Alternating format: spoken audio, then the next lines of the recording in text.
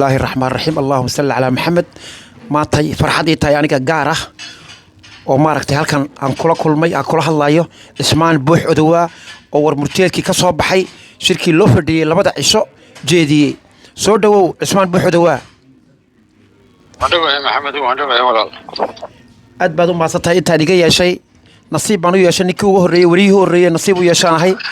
in adeerkiya oo war murteedka jeediyay inuu waraysto shirkeed u fadhiyeen labada cisho kulliyo farxad inay ka soo baxayso waan ogeynay de ilaahay baa ku joojiyay ay shacanuura haye hore u sii gal hawsha bismillaahi raxmaani raxiim shirkaasi wuxuu ahaa shir saddex geesooda ay iskugu yimaadeen saddexda wadan ciisaha saddexda wadan dega Djibouti Somaliland Ethiopia iyo ahaa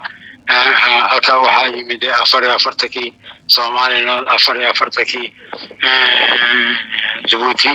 iyo gandihii ogaaskii iyo halka iyo guddi kale xitay Ethiopia laga xiro lagu biiriyay iyo halka fadhiistay ay shacanuura laga heshay ku shireen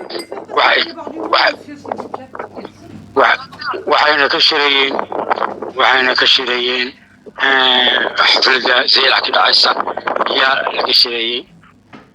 lix qodob baa ka soo baxday beeshu waxay ku baaqday nabad waxay ugu baaqday beelaha walaalaha ay wala degaan dowladda Soomaaliland in beesha ciise ay wax colaad iyo wax carqalad geliyo ummadda dhibaato u keenaya ayna qaadanayn ayna hogaaminayn ay xafladeedii ay dowladda Soomaaliland ku heshiiyeen bisha 12 lagu qabanayay Zeylac halka ku dhigayaan iyo beesha ciise goosatay iyo qodobna ka soo saartay lixda qodob waa kana ka akhriyay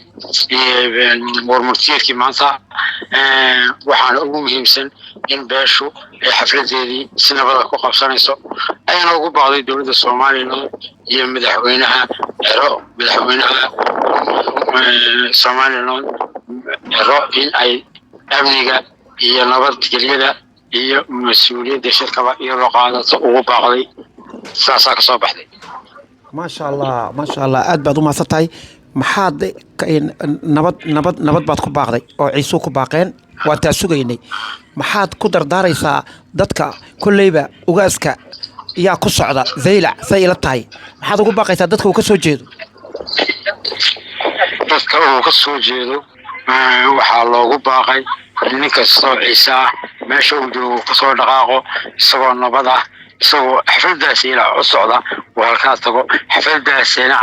ay si nabad ku dhacdo waxaan waliba dadka ku bogaadinayaa in nabadgelyada la ilaasho in ummadda kala la dhowro in dad fud sharafeed baa imanaysa lagu soo marti qaadaya ka imanaysa Soomaaliland beelaha dega ay dowladdu ku mas'uul tahay marka in iyagana si gaar ah loo tixgeliyo in wadajirka iyo wada noolaanshaha bulshada la ilaaliyo iyaan ummadda ku bogaadinaya maxaad ka codsanaysaa maaragtay